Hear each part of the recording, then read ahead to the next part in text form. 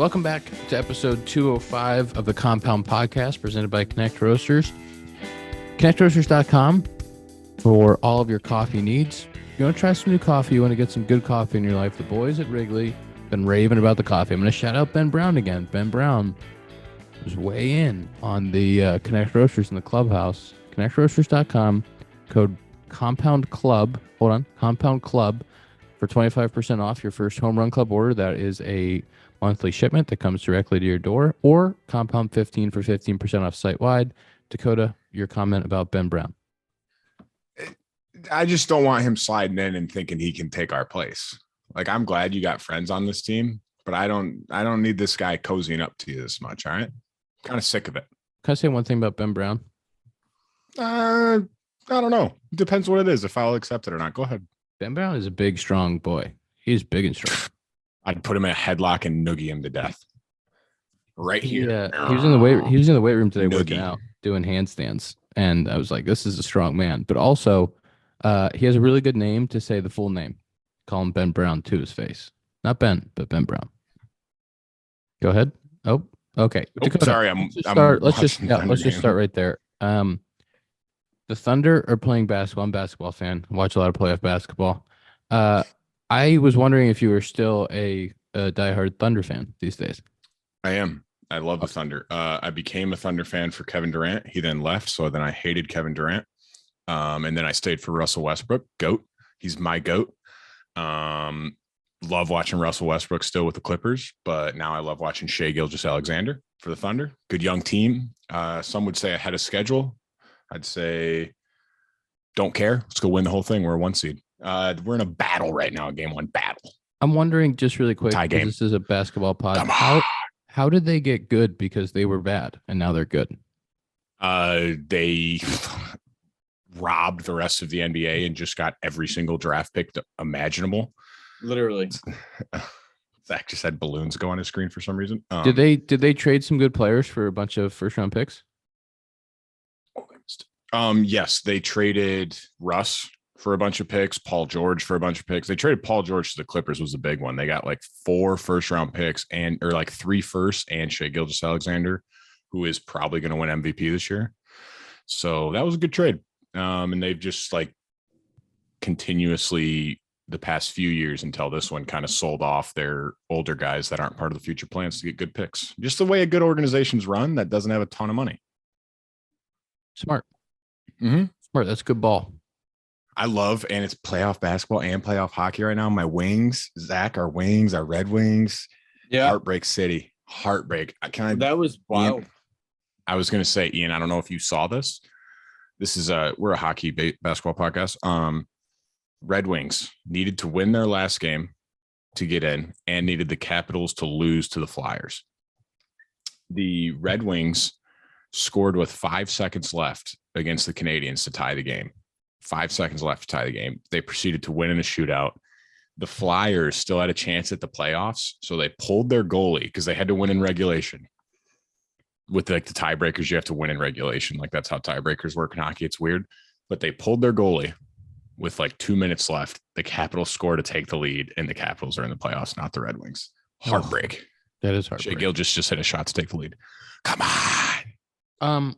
Speaking of heartbreak and walk-off performances, the Rockies are playing today. Jacob Stallings, catcher, hits a ball to left field.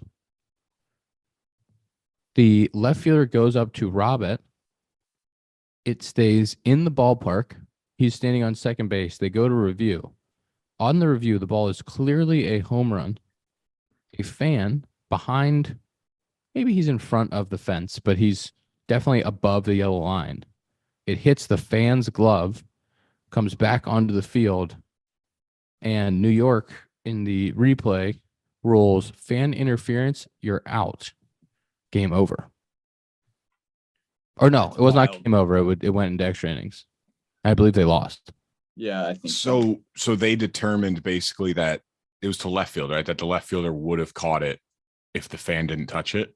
But it wasn't like one of those plays where it was like in the guy's glove and the fan like yanked it out. It was like the fan didn't make the catch And I didn't feel like the left fielder was going to catch it either. Yeah. It was like such a perfect, like where the ball was and like where the fans' glove. Yes, Dakota. No, keep going. After this comment, I have a 30-second. Oh. I have to say something. I just don't know how you can just say, yeah, he's out. Like you can't. If I'm Jacob Stallings in that situation, I am losing my mind. Oh, you're tossed. You're getting tossed. I agree. I don't know how you can say, oh, you're out. Like I could get behind like ground rule double, but I'm like, you're out. Like, I'd be like, what do you mean? I'd be like, no one That's caught like it. the most common sense rule of like, yeah, Yeah. it's not a home run, but we got to give him some sort of credit. He literally hit the ball over the fence. He hit the ball over the fence and in fair territory, and he's out. And it wasn't caught. And it wasn't caught. No. Nobody caught it. At no point was it caught. A fan didn't catch it. The outfielder didn't catch it. And you're headed back to the dugout. No home run. I don't care what part of the game is. I mean, walk-off homer. I don't care what part of the game it's in. If I hit a home run and it doesn't get caught and I'm out, I'm livid. Zach, how fast is that hand going on the hip when you hear that call? I don't know what I would do, like, because it's such an easy ring, you can't really argue replays. So it's like, I don't think I would say much to get tossed. And I don't know what you can say. That's what I'm saying. It's like, because you've seen it. As soon as the manager starts to argue about the replay, it's like the ump is like, Jim, don't do it. Just don't do it. You can't do it. All right, you're gone. It's just it's in all sports. They're like, dude, like we don't even make the call once it goes to replay. Like you It's can in our yell at me, ears but saying, like hey, they you have to tell say us. this. Yeah. Yeah. Like, Might have to send a strongly worded letter to the commissioner's office on that one. What's funny too is you two are very different. I don't think I could ever see Zach going ballistic. Ian's very mild, and then he'll kind of flip a switch and just get rung. I feel like Zach's more of just like doesn't like a strike call, and he's gonna kind of drop a couple magic words and yeah. get tossed, but you're never gonna like be in the ump's face being like, you can't fucking, that's crazy, you can't do that. Yeah, I don't know if I have that in me. Ian in can general. flip that switch. I've only been Yeah. tossed one time. But you have that switch where like it wouldn't shock me to see you in an ump's face. That's fair. It would shock me to see Zach in an ump's face. Yeah. He's more of like says something, gets wrong, and then he's like, whatever, that's bullshit, and then goes back to the dugout. Yeah. Thank you. I think I have one more too. Nah, this guy's getting his luggage brought to him. We're missing free throws late in the game. It's not good. What I was going to call a timeout for, and it's not timeout from the pod. Ian, we should have started the episode welcoming Zack back. Missed him That's for a a good week. point. That's a good We point. missed I brushed over it, and Thanks. some of us are grinders, some of us are up. Oh, don't Some of us make are it a up when thing. No, I mean some of us. Starting at 1 a.m. is tough, man. Yeah, when you know, two of the members are on the West Coast, some of us grind it out, and some of us stay up. And at like a some of us don't. normal time no, some for of us you don't. guys on the West Coast. Look behind the curtain for those fans at home. The group chat this morning, it wanted to get heated, and I tried to de-escalate as best I could. I could see an argument coming up here, and I was like, let's not do it. Let's all be friends. We're all friendly. We like each other. Jack, it is nice to have you back. We missed you. And Whatever. What's going on, everybody? Tom Prizeman here to tell you about today's sponsor, which is the DraftKings Sportsbook. The 82-game preseason for NBA is over, and you can get in on the NBA playoffs betting action with promo code COMPOUND. You bet $5, you win $200 in bonus bets, and then spread that out however you see fit. Bet on the Cubs a little bit, too. They've been hot. Best team in Chicago, some are saying. Code COMPOUND, bet $5, win $200 in bonus bets. Thank you to DraftKings. Nice win, Dakota. Bro, I'm like way behind. Oh, they Jack, won. can I ask you about the West Coast trip? You guys go to LA, take 2 or 3. It's a nice series win for the boys. yeah. I mean, that series was sick. A weekend in LA, New York versus LA, obviously, and it felt like we punched back a lot in each game, except today, obviously. So both games, like we went up. Starling Marte hit a huge homer in game 2. They came back, made it a 1-run game again, and then Lindor had another base hit. They kind of, took the air out of their. We went up by 2. Had some huge pitching. Like the bullpen was so nails both days, getting out of huge jams. You know how that lineup is. Like the top 3 felt like they were up with big situations every single time, every single inning. It felt like. Let's not brush past game 2. Who set the table for Marte's big home run? Pardon me. Eagle Eye. Yeah, that's right. Yes, 2-1 pinch hit. He said, "Spit on it. I'll go to first." But yeah, I mean, that's a huge, anytime, especially you can win on the road, win a series, but win against them, it was huge, and especially with some gut wrenching news on Francisco Alvarez. That guy is so much fun to watch, and to kind of see how it happened. He didn't want to come out of the game, and then kind of, I guess you can say, almost like worst case scenario for his thumb. They were pretty concerned, obviously, and he has to get surgery. But I mean, that guy is going to be really good for a long time. And, for us, like I said, to kind of get punched in the mouth after Friday and then win on Saturday in a close game without, riding the highs and the lows of an emotional, news is pretty cool, especially for a team like, a bunch of different parts this year, different guys stepping up, and to do that pretty early was pretty cool. It's hard to win on the West Coast too. And so going out there and winning the first series on the West Coast is a big deal. Zach, didn't you get to hang out with one of our good friends? I think he'd appreciate a shout out. Yeah. Friend of the pod, listener, Mark Huberman. We came up with him. My fiance had dinner with him and his wife on Thursday and Saturday night. It was great. It was great to see a familiar face and so far away. 2 dinners. Yeah, it was nice. Wow. 2 authentic dinners. It was great. Did you pick up the bill? All of it? No. Can I expect? He drives an Audi. Can I expect us to have 2 dinners in New York? Or I'm just wondering. I mean, you're a busy guy. Yeah, it's a good point. I'm sure you'll have some answer. Yeah, it depends if the Yankees are in town, if he's going to hang with Riz or not. It's just kind of where it is. We've talked about this on the pod before, but seeing milestone things happen during your career, you were in LA. Ohtani hits the home run to break the all-time Japanese-born player homer record. Was that today? Yeah, it was today. Yeah. Was that cool to see? Did they do a scoreboard thing or anything? Yeah, they put it on the scoreboard. It was funny because they kept switching the balls out every time he went up, and I don't think I knew, but like obviously I figured it was for something. They weren't just giving him brand new balls because it's Ohtani. That's what they've been doing his whole career. They juice the balls for him. That's why he's so good. It was funny though, Ian. My roommate had the Dodgers game on, or it was like the MLB like 9 innings thing where like it's kind of like red zone where they like jump around to different games. And like the dude in the studio goes, "The Dodgers have kind of been on a cold streak of homers here. Like here comes Shohei Ohtani that played." I'm like, "Oh, I wonder if he hits a home run here." And then like 1 pitch later, home run. I was like, who saw that coming? Yeah. But I think it was like delayed and like he knew he hit one. So like they made a note of like, what's funny is like, you look at Freddie Freeman, he struggled up until today. He was struggling like statistically. The guy was still hitting like 260 with like a 750 something OPS. And you're like, man, he's got to be going through it. It's a different game, bro. I had that same thing with him last year. They came to Wrigley and he was grinding. And you look up, he was hitting like 280 with a 750, 780 OPS, and you're like talking to him at first, it's like grinding, I'm just rolling over everything. And it's like you're hitting two. You look at him and you're like, just stop.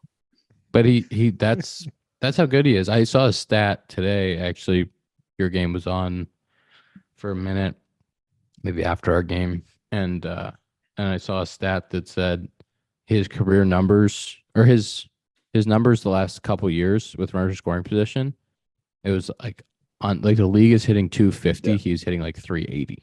Yeah, they put that on the board, and I think it might have been that stat. And I looked up and I was like, "What?"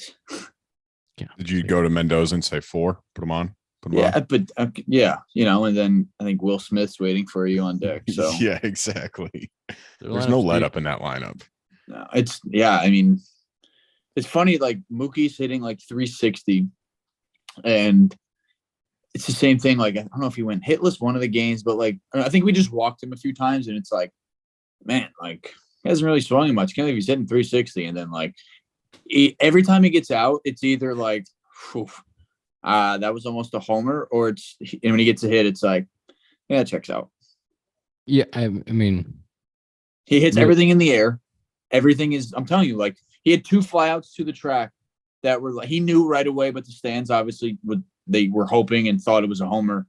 And it's just like, there's like 2 back to back. And it's like, he's so close, but I'm sure he like feels like pissed off. And I'm like, man, I was like, thought that was a homer again. He's just on everything.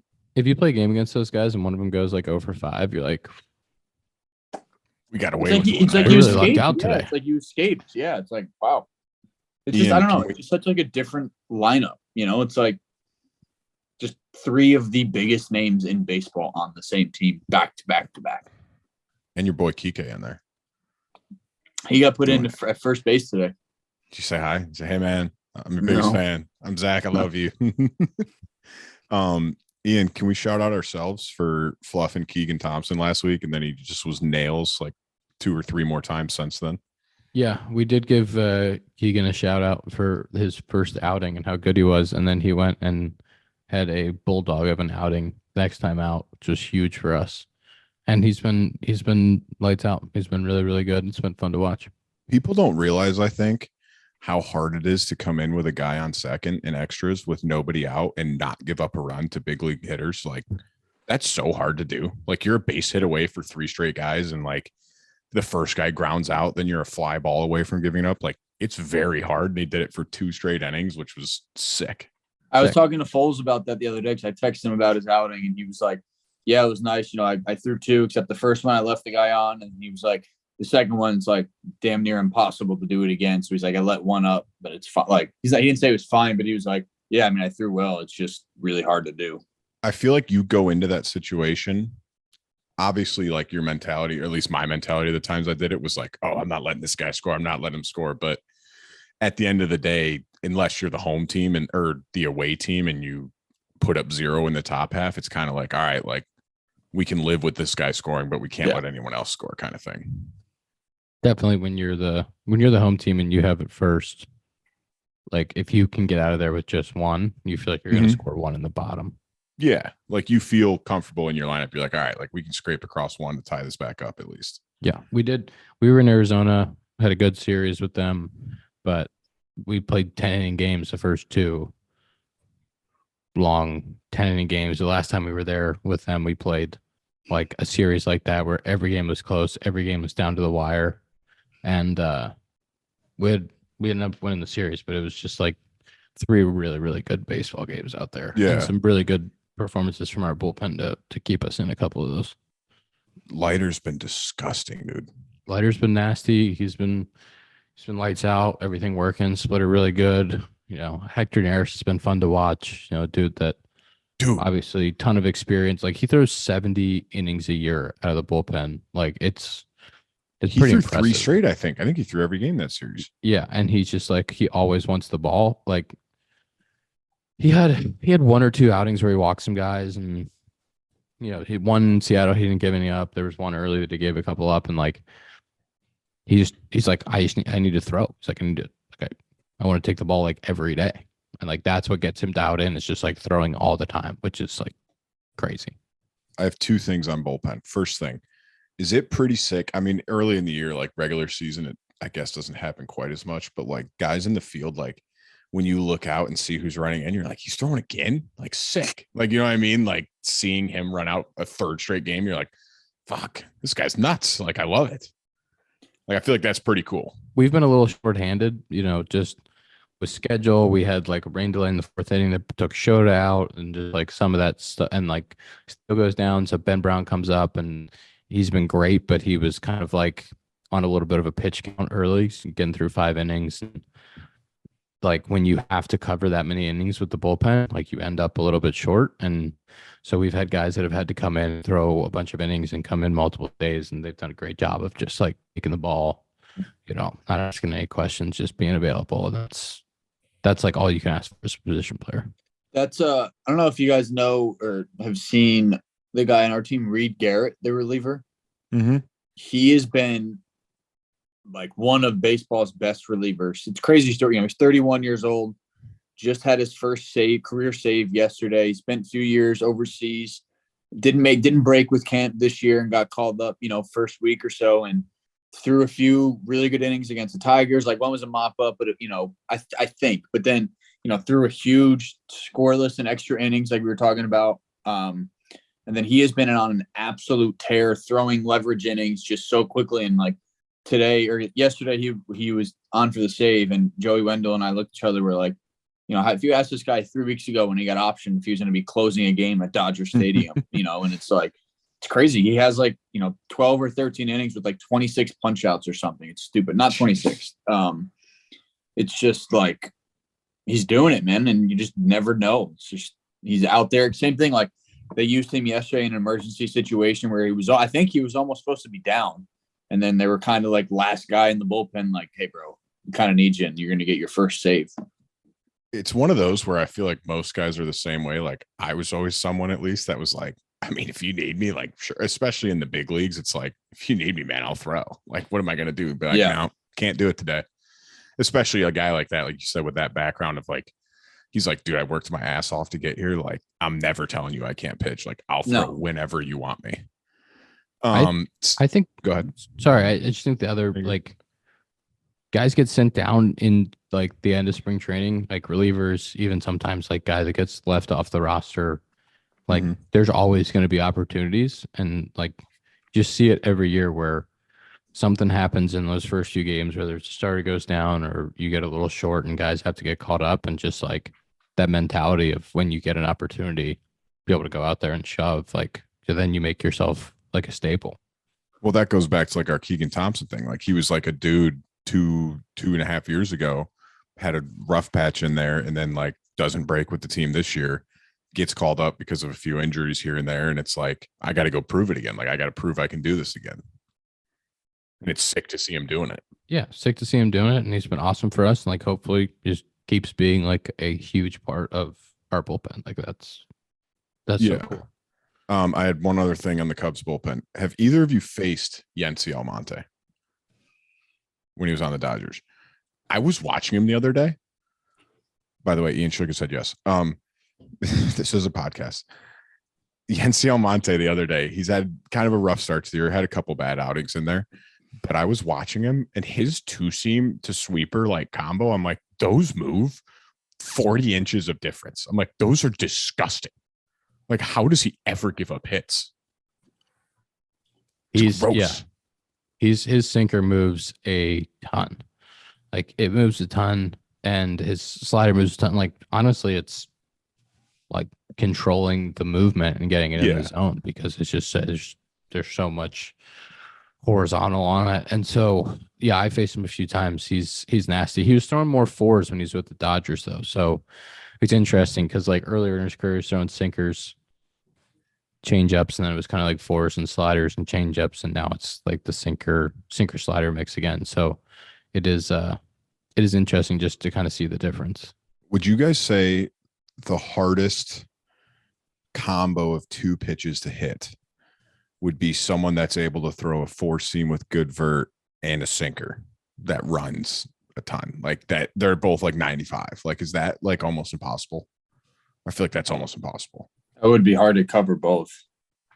That's what I mean. Like few guys do it, but yeah, I think it's super challenging. Like when a guy's able to do that, when a guy's able to throw, especially with command, like the 4 up or the 4 in, and then also the 2 seam, they're both really firm, and it adds like another pitch. I'm trying to remember, there's a lefty I faced last year, and he had like an angled 4 in, and then a sinker off that same pitch. And so he started, I had to go to bat against him. Then he started a sinker middle, and it ran to the outside corner, like break your bat. You're like, what are we doing? Like, you can't pick one.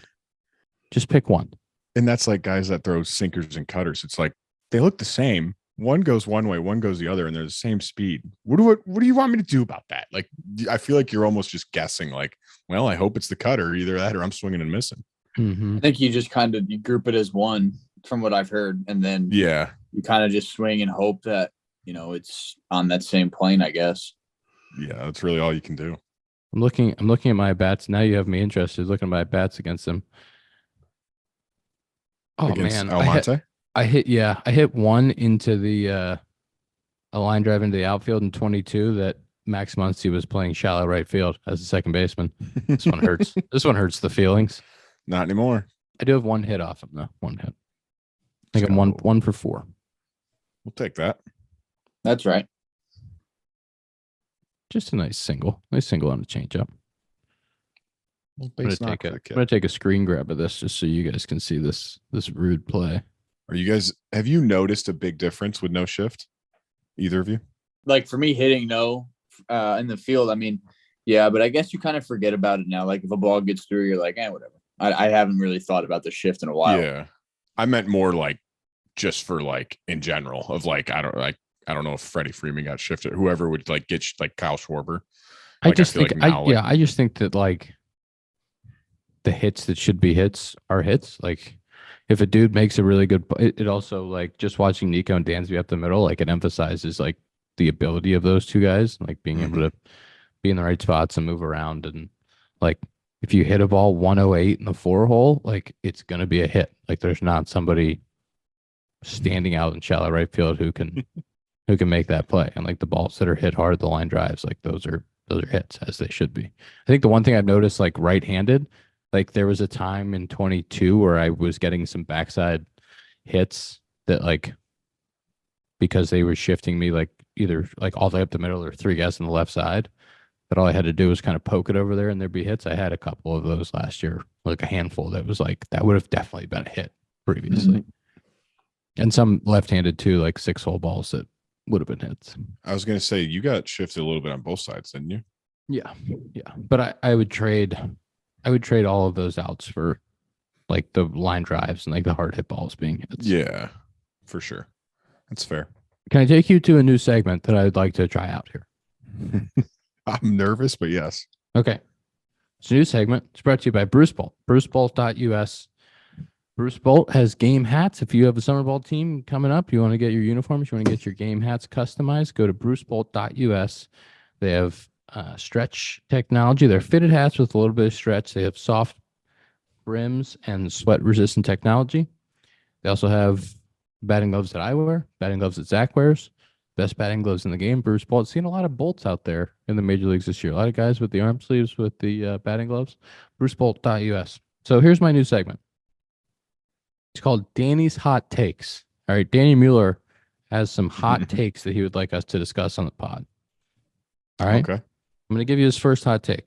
Will you explain to the people who Danny is just so Danny Mueller is the head clubhouse guy for the Chicago Cubs. He's an absolute legend of the game. He's been working for the Cubs for a very long time, and he's not that old. He's been working for the Cubs since he was like 14, and he's 32, 33. I was like, I think he's close to your age. Danny Mueller's best in the business. And this is his first hot take. Coaches shouldn't have numbers. I've seen that. I feel like I've seen that somewhere else too. Danny says that you want to give the first base coach and the third base coach and the manager a number because they're the ones that go out on the field. Fine. But all the other coaches shouldn't have numbers. That's a take from a clubby that I feel like is like, I got guys bitching at me. They want this number and I got a bench coach wearing the number and I can't give it to him. Like, what am I supposed to do? They don't really wear their uniforms that much. Other coaches No, don't. they never do. They're never wearing their unis. They're just wearing a sweatshirt or a jacket or Even managers don't wear it much. I think we just got to get rid of the jerseys for all the old coaches. I was doing a college game this weekend, and one team was wearing maroon baseball pants, and there's a certain age you get to where maroon baseball pants are just not a good look for you anymore. And it happened to be a lot of people on that coaching staff. Maybe we just let the coaches wear normal clothes like every other sport. like a Do you think- Bruce Bolt set of sweats, like joggers, Yeah. and joggers and a pullover. For the bench coach, certainly. Maybe the head coach has got to like put on a suit or something, or at least like a better like a polo shirt. But bench coach, he can wear sweatpants. I think first and third base coaches got to keep the unis on just because you're on the field. Do you want another one of Danny Mueller's hot takes? We'll give you one more Yes. for today. Yes. Scheduled doubleheaders. He's way in on scheduled doubleheaders. That's a position player question. Pitchers. What if you had is one not a big scheduled deal. doubleheader a month and it gave you 6 extra off days? Ooh. Zach? Say that again. You get 6 extra. One scheduled doubleheader a month. We play 6 months. You get one scheduled doubleheader a month, but in return, you get 6 more off days. I said Zach to answer the question, and his eyes flickered like, oh shit, I didn't hear what he said. No, I understood it, but I didn't know. To Ian's point. I think that I would do that. It's just like, hey, hey, you have it looming in a week and a half. You kind of prep for it. But then you get 6 more off days. Like, I would also do it. Are they split or are they straight? They're split. Split's tough. I feel like splits are worse.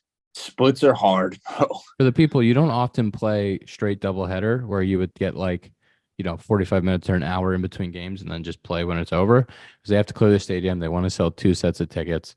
So generally you would have like a 1 o'clock and then a 7 o'clock. That break is like, then you got to fire it back up again.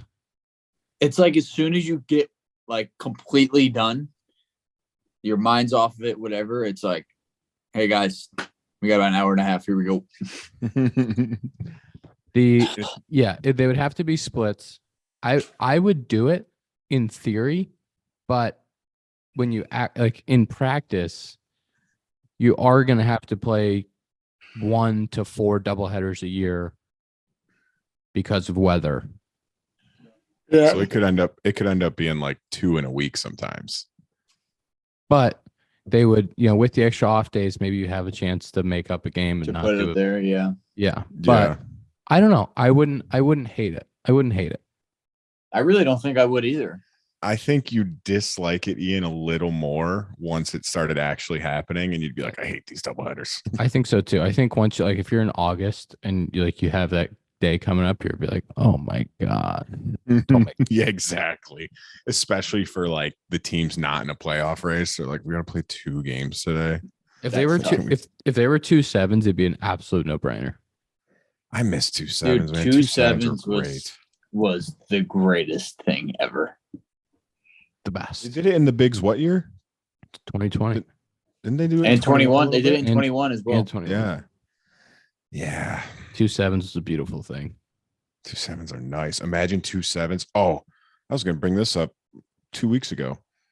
I noticed it sitting at the game watching Ian, and I had forgotten about the pitch clock pretty much. And I was just sitting there. It was like game started 6:40. It was like 8 o'clock, 8:15. And it's like the 7th inning. I'm like, this is awesome. Like, could you imagine best thing in the world without a pitch clock and it's 8:15 right now? We're 2 hours in and it's the 4th inning. Like, could you imagine? I'd be miserable. Was that the first time you've been to a big league game with the pitch clock? No, you went last summer. I haven't been to a big league game since Wrigley 4 or 5 years ago. That was the first big league game in years. So yeah, first one with the clock. How was your fan experience? Awesome. Like I said, it was incredible. I noticed it and I was like, this is awesome. It's still light out and the game's almost over. I'm going to get home at a reasonable hour. It's perfect. It's great. And I think, pitcher injuries and everything, and they're going to hopefully find a way to figure that out. But the 18-second, the move to the 18-second clock with runners on base hasn't been, guys have adapted pretty well. The 15 sometimes still gets fast, but for the most part, everybody's adapted to the new rules pretty well. I'd like to stand on my take that pitch clock does not affect the elbow injuries. I will stand by my take. I'm sure that someone smarter than me will do a deep dive into that at some point. And I'd love to be proven. Right, I'd not love to be proven wrong. But I'm curious to see what the data shows on that. Obviously when you're doing anything strenuous, if you give yourself more time in between and you give your body more time to recover, it's better. But I don't know. I don't know if that's the direct cause of why there's all these TJs. Yeah. Does 1 to 2 seconds really make a difference? Exactly. That's what I mean. Just because we went to 18 instead of 20, there wasn't this many last year. We did have one pitch clock violation on the West Coast trip. I think maybe in Arizona, but I haven't seen us have a violation. I think that was the first one that we had all year. I think we've only had one. Yeah. They've been pretty. I haven't seen many at all through this first stretch. The one I still don't love that hitters have the advantage on. Have you guys watched Yuli Gurriel hit? So he does the like look around, like he gets in the box, like he's looking at the dugout. He gets in the box, he's looking out at right field. He waits until until he's ready, or like I say when he's ready, and it makes it seem like it's okay. And then he'll like look at the pitcher. Like I feel like he's trying to steal a ball. Yeah. Kind of thing. I've recently seen two very interesting strategies to negate the pitch clock. One was a guy that he'll go up there and like every time he'll be like, I got something in my eye. It's like 3 times a game. It's like, hey man, get this guy some contact. Get him some glasses. What's going on? and the umpire like basically has to like give him time. Something. And the other one, which I thought was really good, was foul ball off the netting, so it's floating around home plate, you know. And the dude went to pick up the foul ball, the batter. That's smart. That's Instead actually of a good instead move. of the ball boy getting it, the dude goes to pick it up, you know, like walks with it for a couple steps, tosses it to the bat boy, and then the clock doesn't reset until the bat boy like starts running off. And so like gives himself some time. Sometimes they didn't even reset it until like he got back in the box. So I thought like that that, was a pretty good strategy. And one time he went like across like a good 15 feet away from him to get the ball. Like that's pretty good. I kind of love that.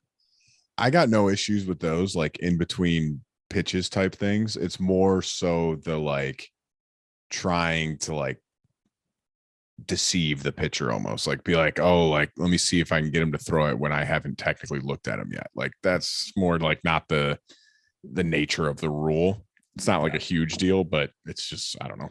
I feel like that's a little not what it's about. Sound like a real pitcher, man. Yeah, I do side with the pitcher. Someone asked you on this podcast. You two are hitters, so I gotta stand for my pitchers. I've had this happen to me a couple times recently, and I think umpires might think I'm crazy or like freaking out.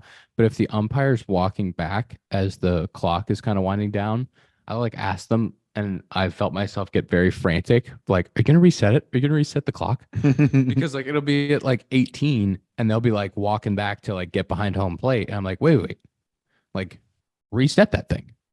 Start it again. You're not ready. I'm not ready. I can't be ready until you're ready. Start this over. Yeah. And the one We're time fine. the guy was like, we got plenty of time. Like, I don't have plenty of time. You might have plenty of time. I don't have plenty of time. Reset it. I love it. Ian, I got a question for you. Okay. What is your go-to order if you're going to order room service? Like, what do you find yourself ordering most of the time? Ooh. I have 2 go-tos. 2. It depends what mood I'm in. Can I guess what I think one of them is? Sure. I bet it's like a club sandwich. Okay. One is a club sandwich. Yeah. One is a club sandwich. Great call. I will go with the club sandwich, and the second is the burger. But it's like I Yeah. try to not go crazy with the burger. Like I try to go with like a very traditional burger. Like if they got something that's all over the place, I'm staying away from it. But like just a nice traditional hotel burger. Love it. Little Angus, little Wagyu burger at the hotel. I'm way in. I have a follow-up question. What the hell did you order when you were a vegetarian? Hey, yeah, I'll just take a Caesar salad. I just got done playing 9 innings. Can I take a Caesar salad, please? No chicken. It was only 2020. Did you do it during the season too? Yeah. That would have been. That's I'm wild. sure that would have been like a Caesar salad with salmon or something. Zach, what did you? I'm guessing you just got room service. What'd you get? No, I didn't. They just dropped my bags off, but I just looked at this menu. It's just right here. A little chicken ciabatta. Man, that was the best. What's your go-to? Chicken ciabatta. Chicken ciabatta is what me and Zach, more so Zach, would get Yeah. 5 times a week at the Marriott Hotel in spring training in Arizona. I mean, Loved yeah, it. it was good, but it was like never enough. True. I'd get 2 sometimes. Ian, I like a burger. I think it's usually just burger, but then like in Detroit, if a bunch of guys were hanging out, somebody would order like a zillion chicken tenders and fries, and everybody would hang out and just share that. One of my favorite big league pastimes is like a nice off day in the middle of the summer. Like it's early, like the boys, everybody's hanging out. Like sometimes you get to August and it's like, Yeah. it's an off day and we all need a day for ourselves. Like you go play golf in Pittsburgh, come back to the Fairmont, get a burger, have a nice shower, get a burger, just lay in the hotel bed. Oh man. It's nice, day. except it's funny, like they upcharge everything. You get a burger, it's like $18 on here, and you ended up paying like 45 when everything's said and done. And you're like, in the moment, you're like, man, this is great. And then you check out the next day and you're like, wow, what the fuck? Yeah, but then you think about, don't you guys, what's the bit, 75 a day for meal money? I don't know what it is now. I think they've changed it. 100? I don't know. But either way, like I'm saying, like, like you said, when you check out, it's like, damn, like $200 or like $100. Like, where'd this come from?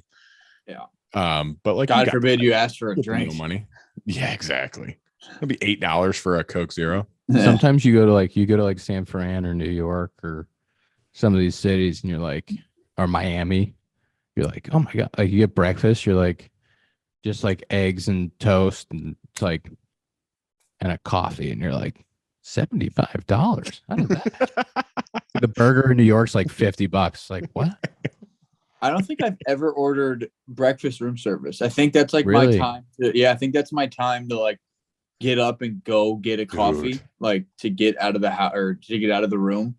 But dinner is usually the one, like, especially after a game where it's like some games you don't want like Brussels sprouts with asparagus, and you're just like, I need a burger, bro. See, I'm rarely a post game eater.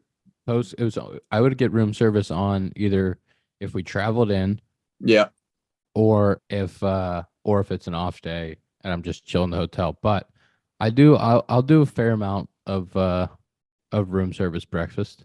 Yeah, especially like you play in LA, not the Dodgers, but the Anaheim. Like some of those hotels, like you can't walk. Like Miami, LA, some of those places, like you're on an island there. Like if you're getting in an Uber, you need a rental car if you're gonna go find something. So that's what I will, for the most part. If I do order breakfast, it's just on Uber Eats or something. So it's the same thing, except what, $5 cheaper, basically. Sneaky Zack. One of the things I miss the most about playing is do it like on the road, like you said, like in the mornings, finding a coffee shop in like a new city or somewhere you haven't been in, just finding like a cool coffee shop. It's nuts. Like one of the first. It's truly one of the first things I do. Like when I get either in bed or right in the morning, like kind of scope everything out. I'm like, okay, I could do this, or like, oh, I guess I'm going to order food because I can't go anywhere. And then usually I'll try to get coffee in the lobby or something. I was always a big like find a breakfast place and then find a coffee shop on my walk back from the breakfast place. Dude, and have a coffee. The Tigers would do it the opposite, and it pissed me off and made no sense. They would stop, like Foles would always want to get a coffee on the way, and I'm like, why? Like you can't bring it into the restaurant. Why not? Can't, like, what are they gonna do? Tackle you? No, it's just like, I don't know. I don't like doing that. I'd rather do it on the way back where I can enjoy it from 11 o'clock until 1 o'clock if I need to. Yes. Like if I'm getting an iced coffee. You chill in the room. You got a nice venti coffee. Not even venti because Starbucks, but like any coffee shop, like you got a big coffee sitting there. Oh, it's the best. I miss you're talking about an iced frappuccino. Do it at breakfast. No, yeah. Well, what I'm saying is you can't always trust the coffee at the breakfast place. That's where I'll get it after. That's where I'll get just like a hot black coffee, and then on the way back, I'm like, oh, I'm gonna get a coffee shop. I want to go to a coffee shop. I agree. I would get coffee before. I would pre-coffee, and I would take it into the restaurant, and I would say, "This is my nice coffee that I got. It's gonna taste good, and you can take your burnt coffee and you can save it." You know who I don't get in this world are people that don't like coffee. I can't think of a world that I live in where I don't drink coffee. It's like I truly look forward to it every single It's the morning. best. Danny Mueller doesn't drink coffee. How? Danny Mueller does a clubby too. He doesn't need it. He doesn't Energy need drinks. He's built different, and he doesn't need coffee. Bullshit. Tom's built different too. Tom doesn't like coffee. That's crazy. What do we got, man? See, but Danny Mueller, crazier. Can I say this really quick? Danny Mueller doesn't drink coffee. Doesn't have any caffeine. Straight through day-night doubleheader. Got there at 7, 8 a.m., and left at midnight. No coffee. Doesn't care. Doesn't need it. Nope. Not I. I will look for every excuse to get a coffee. 100%. It doesn't matter what time of day. I'm like, oh, I could probably go for a coffee right now. Yeah, I'll get one. I might stay up a little later, but it's all right. Yeah, It's it's all right. coffee. Don't care. The people that drink like a Bang Energy instead of coffee, I'm like, you're a psycho. Like you Yeah, can't tell me never. you're enjoying that No. more. Nope. I Ian, did. you love your coffee. I Connect do. Roasters. We're presented by him. You know what's funny? Really quick. If I see a house or something, like a really nice house, like the other day we played golf. There's this beautiful house that would like overlooked everything. And like the first thing that went on my mind was, man, imagine a Sunday morning coffee on that balcony right there. That's so good. It's starting to warm up here. By warm up, I mean it was 55 today, and it's gonna be 60 something tomorrow. And there's a good chance I go sit out on my balcony and have a cup of coffee tomorrow. I'm telling you, man, like that's my thing. Like in the fall, that's what it brings me back to. Like a little crisp chill in the air before. Oh my. Leaves changing colors. Oh man, football's on later. Too early to be doing this. Way too early to be doing this. We're a basketball pod right now, guys. Remember. Zach, also, we didn't mention how you played Riviera, right?